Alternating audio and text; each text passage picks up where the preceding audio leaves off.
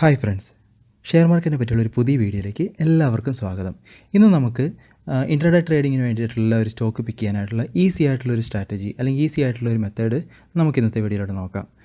മാർക്കറ്റിൽ ഒരു 80% 70-80% ആക്യുറസി തരുന്നൊരു മെത്തേഡാണിത്. അപ്പോൾ ഈ ഒരു സ്ട്രാറ്റജി ഉപയോഗിച്ച് നമുക്ക് എങ്ങനെ സ്റ്റോക്കുകൾ ഈസി ആയിട്ട് സെലക്ട് ചെയ്യാം, അല്ലെങ്കിൽ ഈ സ്ട്രാറ്റജി ഉപയോഗിക്കുമ്പോൾ നമ്മൾ എന്തൊക്കെ കാര്യങ്ങൾ ശ്രദ്ധിക്കണം, പിന്നെ അതേപോലെ തന്നെ ഈ സ്ട്രാറ്റജി ഉപയോഗിക്കുന്ന അഡ്വാൻറ്റേജ് എന്തൊക്കെയാണ് നമുക്ക് ഇന്നത്തെ വീഡിയോയിലൂടെ നോക്കാം. So let's go to the video.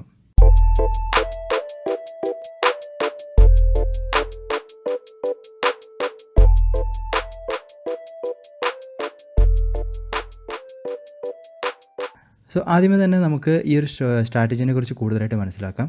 അതിനായിട്ട് ഞാനിവിടെ എടുത്തു വെച്ചിരിക്കുന്നത് IRCTCയുടെ ഒരു 1 ഡേ ചാർട്ടാണ്. അപ്പോൾ ഈ ഒരു ചാർട്ട് നോക്കുകയാണെങ്കിൽ നമുക്ക് ഓരോ ക്യാൻഡിലും ഒരു ദിവസത്തെ ക്യാൻഡിലാണ്.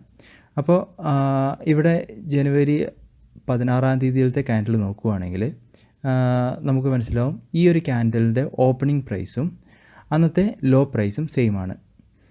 അതുപോലെ തന്നെ അടുത്ത ദിവസത്തെ ക്യാൻഡിൽ നോക്കുകയാണെങ്കിൽ നമുക്ക് മനസ്സിലാവും 17-ാം തീയതിയിലത്തെ ക്യാൻഡിലും ഓപ്പണിംഗ് പ്രൈസും ലോ പ്രൈസും സെയിം ആണ്. അതിൽ നിന്ന് എന്താണ് ഉദ്ദേശിക്കുന്നത്?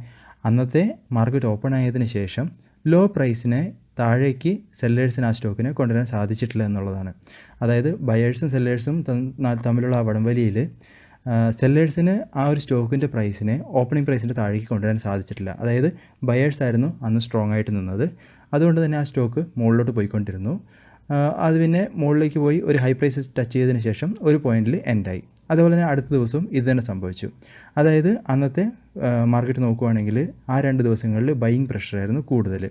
അപ്പോൾ നമുക്ക് അങ്ങനത്തെ ഒരു ക്യാൻഡിൽ ഐഡൻറ്റിഫൈ ചെയ്യാൻ സാധിച്ചാൽ, അതായത് ഓപ്പണിംഗ് പ്രൈസും ലോ പ്രൈസും സെയിം ആയിട്ട് നിൽക്കുന്ന ഒരു ക്യാൻഡിൽ ഐഡൻറ്റിഫൈ ചെയ്യാൻ സാധിച്ചാൽ ആ ക്യാൻഡിൽ നമുക്ക് ഒരു ബൈ കോളിന് പോകാൻ സാധിക്കും എന്നുള്ളതാണ് അന്നത്തെ ഒരു ദിവസം.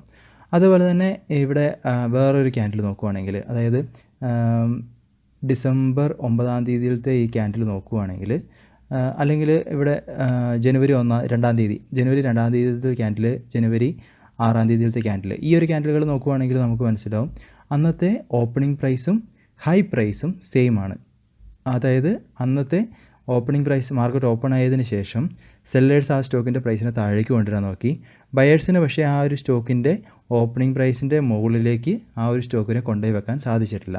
അതായത് അന്ന് സെല്ലിംഗ് പ്രഷറായിരുന്നു കൂടുതലായിട്ടുണ്ടായിരുന്നത്. അപ്പോൾ അന്നത്തെ മാർക്കറ്റ് നോക്കുകയാണെങ്കിൽ നമുക്ക് ഒരു ഷോർട്ട് സെല്ലിന് പോകുന്നതായിരിക്കും ഏറ്റവും കൂടുതൽ ഉത്തമം. അപ്പോൾ ഇങ്ങനത്തെ ഓരോ ക്യാൻഡിൽ നമുക്ക് ഐഡൻറ്റിഫൈ ചെയ്യാൻ സാധിക്കുകയാണെങ്കിൽ അന്നത്തെ നമുക്ക് മാർക്കറ്റിൽ ആ ഒരു സ്റ്റോക്കിൽ ബൈ കോളിന് പോകണോ അതോ ഷോർട്ട് സെല്ലിന് പോകണോ എന്നുള്ളത് നമുക്ക് കണ്ടെത്താൻ സാധിക്കും. അതിനായിട്ട് നമ്മൾ ഇങ്ങനെ കാണുന്ന ക്യാൻഡിലുകളാണ് ചൂസ് ചെയ്യേണ്ടത്. അതായത് ഓപ്പണിംഗ് പ്രൈസും ലോ പ്രൈസും സെയിം ആയിട്ട് നിൽക്കുന്ന ക്യാൻഡിൽ, ഓപ്പണിംഗ് പ്രൈസും ഹൈ പ്രൈസും സെയിം ആയിട്ട് നിൽക്കുന്ന ക്യാൻഡിൽ. അപ്പോൾ നമുക്ക് ഇങ്ങനത്തെ ക്യാൻഡിലുകൾ ഐഡൻറ്റിഫൈ ചെയ്യാൻ സാധിക്കുകയാണെങ്കിൽ അന്ന് നമുക്ക് ട്രേഡിങ്ങിന് ഈ ഒരു സ്റ്റോക്ക് ഉപയോഗിക്കാൻ സാധിക്കും. അപ്പോൾ നമുക്ക് ഈ ഒരു ക്യാൻഡിലിനെ എങ്ങനെ ഈസി ആയിട്ട് ഐഡൻറ്റിഫൈ ചെയ്യാം? അതായത് നമ്മൾ നിഫ്റ്റി 50 നോക്കുകയാണെങ്കിൽ 50 സ്റ്റോക്കുകളുണ്ട്. അപ്പോൾ നമ്മൾ 50 സ്റ്റോക്കുകളും ഇങ്ങനെ നോക്കി ഇതിനകത്ത് ഓപ്പണിംഗ് പ്രൈസും ഹൈ പ്രൈസും സെയിം ആയത്, ഓപ്പണിംഗ് പ്രൈസും ലോ പ്രൈസും സെയിം ആയത് നമ്മൾ കണ്ടെത്തുകയെന്ന് വെച്ച് കഴിഞ്ഞാൽ നമുക്ക് അത്ര ഈസി ആയിട്ട് കണ്ടെത്താൻ പറ്റുന്ന സംഭവമല്ല. കാരണം അങ്ങനെ നമ്മളൊന്ന് നോക്കിയെടുത്ത് വരുമ്പോഴത്തേനും അന്നത്തെ മാർക്കറ്റ് നമുക്ക് ഏകദേശം തീരും. അപ്പോൾ നമുക്ക് എങ്ങനെ ഈസി ആയിട്ട് കണ്ടെത്താമെന്ന് അടുത്തായിട്ട് നമുക്ക് നോക്കാം. അതിനായിട്ട് നമ്മൾ എന്താ ചെയ്യേണ്ടതെന്ന് വെച്ച് കഴിഞ്ഞാൽ NSE ഇന്ത്യൻ്റെ വെബ്സൈറ്റിലേക്ക് പോവുക. NSE ഇന്ത്യയുടെ വെബ്സൈറ്റിൽ പോയി കഴിഞ്ഞാൽ നമുക്കിവിടെ റൈറ്റ് സൈഡിലായിട്ട് നമുക്ക് വ്യൂ ഓൾ ഇൻഡീസസ് എന്ന് കാണാൻ സാധിക്കും. അപ്പോൾ ആ ബട്ടണിൽ ക്ലിക്ക് ചെയ്യുക. അപ്പോൾ നമ്മൾ ക്ലിക്ക് ചെയ്ത് കഴിഞ്ഞാൽ നമുക്ക് ഓരോ നിഫ്റ്റിയുടെയും, അതായത് നിഫ്റ്റി 50, നിഫ്റ്റി നെക്സ്റ്റ് 50, ഇങ്ങനെയുള്ള ഓരോ ഇൻഡീസസ് നമുക്ക് ഓപ്പണായി വരും. അപ്പോൾ നമ്മൾ നിഫ്റ്റി 50യിൽ ക്ലിക്ക് ചെയ്യുന്നു. അപ്പോൾ നമ്മൾ അതിൽ ക്ലിക്ക് ചെയ്ത് കഴിഞ്ഞാൽ നമുക്ക് നിഫ്റ്റി 50ൻ്റെ ആ ഒരു സ്റ്റോക്കുകളുടെ ലിസ്റ്റ് നമുക്ക് കിട്ടും. അതിനകത്ത് നമ്മൾ റൈറ്റ് സൈഡിൽ നോക്കുകയാണെങ്കിൽ ഡൗൺലോഡ് ഇൻ CSV ഫോർമാറ്റ്, അതായത് CSV ഫോർമാറ്റിൽ ഡൗൺലോഡ് ചെയ്യാനുള്ള ഒരു ഓപ്ഷൻ കാണും. അപ്പോൾ നമ്മൾ അതിൽ ക്ലിക്ക് ചെയ്യുക. അപ്പോൾ നമ്മൾ അതിൽ ക്ലിക്ക് ചെയ്ത് കഴിഞ്ഞാൽ നമുക്ക് ഒരു CSV ഫോർമാറ്റിൽ നിഫ്റ്റി 50ൻ്റെ ഒരു ലിസ്റ്റ് ഓപ്പൺ ആയി കിട്ടും. അതായത് നിഫ്റ്റി 50യിലുള്ള 50 സ്റ്റോക്കുകൾ നമുക്ക് ഉള്ള ഒരു എക്സൽ ഷീറ്റ് ഓപ്പൺ ആയി കിട്ടും. എന്നിട്ട് ഈ ഒരു നോക്കുകയാണെങ്കിൽ നമുക്ക് അന്നത്തെ, അതായത് നമ്മളിത് അപ്ലൈ ചെയ്യേണ്ടതെന്ന് വെച്ച് കഴിഞ്ഞാൽ മാർക്കറ്റ് ഓപ്പൺ ആയതിന് ശേഷം ഒരു 30 മിനിറ്റിനൊക്കെ ശേഷമാണ് നമ്മളിത് ചെയ്യേണ്ടത്. കാരണം നമുക്ക് മാർക്കറ്റ് ഓപ്പൺ ആയതിന് ശേഷം ഒരു 30 മിനിറ്റ് നേരം നമ്മൾ വെയിറ്റ് ചെയ്യണം. അതായത് നമുക്ക് ഒരു 30 മിനിറ്റിന് ശേഷം നമ്മൾ നോക്കുകയാണെങ്കിൽ നമുക്ക് കൂടുതൽ ആക്യുറസി കിട്ടുള്ളൂ. ചിലരിത് 5 മിനിറ്റിലും 10 മിനിറ്റിലും ചെയ്യാറുണ്ട്, പിന്നെ 15 മിനിറ്റിലൊക്കെ ചെയ്യാറുണ്ട്. പക്ഷേ 30 മിനിറ്റിൽ ചെയ്യുന്നതായിരിക്കും ഏറ്റവും കൂടുതൽ ആക്യുറസി തരിക. അപ്പോൾ നമ്മളിവിടെ ഇതിനകത്ത് നമ്മൾ ഈ ഒരു ചാർട്ടിൽ ഈ ഒരു ഇക്വേഷൻ അപ്ലൈ ചെയ്യുക.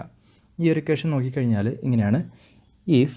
ഈഫിനകത്ത് ഓപ്പണിംഗ് പ്രൈസ് അതായത് ഓപ്പണിംഗ് പ്രൈസ് എന്ന് പറയുന്നത് B2 എന്ന് പറഞ്ഞ കോളമാണ്. Opening price equal to low ഏതാണ്? D2. അതായത് ഓപ്പണിംഗ് പ്രൈസും ലോ പ്രൈസും സെയിം ആയിട്ട് വരുന്ന സ്റ്റോക്കാണെങ്കിൽ നമ്മളതെന്താണ്, ആ സ്റ്റോക്കിൽ ബൈ ഓപ്ഷനാണ് പോകുന്നത്.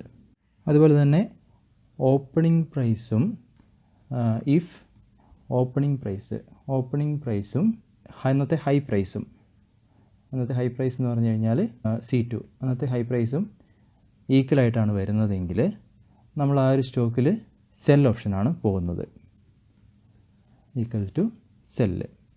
ഇനി ഇത് രണ്ടും അല്ലെങ്കിൽ നമ്മളെന്താണ്, ആ ഒരു സ്റ്റോക്കിനെ കൺസിഡർ ചെയ്യുന്നില്ല. അപ്പോൾ ഇത് രണ്ടും അല്ലെങ്കിൽ നോ എന്ന് കൊടുത്തു. അപ്പോൾ ഇങ്ങനെ അപ്ലൈ ചെയ്ത് കഴിഞ്ഞാൽ നമുക്ക് അപ്ലൈ ചെയ്തിട്ട് ഇത് എല്ലാ സെല്ലുകളിലേക്കും അപ്ലൈ ചെയ്യുക. ഇപ്പോൾ ഇത് നമ്മളിങ്ങനെ 50 സ്റ്റോക്കുകളിൽ അപ്ലൈ ചെയ്ത് കഴിഞ്ഞാൽ നമുക്ക് ഓരോ സ്റ്റോക്കിലും എന്താണ്, ബൈ ആണോ സെല്ലാണോ അതോ ആ ഒരു സ്റ്റോക്ക് പിക്ക് ചെയ്യാൻ പറ്റുമല്ലോ എന്നുള്ളത് നമുക്ക് പെട്ടെന്ന് കണ്ടെത്താൻ സാധിക്കും. അപ്പോൾ നമ്മളിതൊരു മാർക്കറ്റ് ഓപ്പൺ ചെയ്തതിന് ശേഷം 30 മിനിറ്റിന് ശേഷമൊക്കെ അപ്ലൈ ചെയ്യുന്നതായിരിക്കും നല്ലത്. അപ്പോൾ ഇന്നത്തെ ഇത് നോക്കുവാണെങ്കിൽ നമുക്ക് യെസ് ബാങ്കിൻ്റെ സ്റ്റോക്കിൽ ബൈ എന്ന് കാണാൻ സാധിക്കും. അതായത് അന്നത്തെ യെസ് ബാങ്കിൻ്റെ സ്റ്റോക്കിൽ ഓപ്പണിംഗ് പ്രൈസും അന്നത്തെ ലോ പ്രൈസും സെയിം ആയിട്ടാണ് നിൽക്കുന്നത്. നമുക്കിനി അത് ചാർട്ടിൽ നോക്കാം. അപ്പോൾ ഇവിടെ ഈ ചാർട്ടിൽ യെസ് ബാങ്കിൻ്റെ ചാർട്ട് എടുത്ത് വെച്ചു. അപ്പോൾ യെസ് ബാങ്കിൻ്റെ ചാർട്ടിൽ നമ്മൾ അന്നത്തെ 1 ഡേ ക്യാൻഡിൽ നോക്കുകയാണെങ്കിൽ നമുക്ക് മനസ്സിലാവും ഫെബ്രുവരി 14 തീയതിയിലത്തെ യെസ് ബാങ്കിൻ്റെ ക്യാൻഡിൽ നോക്കുമ്പോൾ ഓപ്പണിംഗ് പ്രൈസും അന്നത്തെ ലോ പ്രൈസും സെയിം ആണ്. പിന്നെ അത് അന്ന് ഹൈയിലോട്ട് പോയിക്കൊണ്ടിരുന്നത്, പിന്നെ അതൊരു ഹൈ പ്രൈസ് പോയതിന് ശേഷം അവിടെ ഒരു പോയിന്റിൽ വന്നിട്ട് അന്നത്തെ മാർക്കറ്റ് ക്ലോസ് ആയി. അപ്പോൾ നമുക്ക് ഇങ്ങനത്തെ സ്റ്റോക്കുകൾ ഈസി ആയിട്ട് ഐഡൻറ്റിഫൈ ചെയ്യാൻ സാധിക്കും.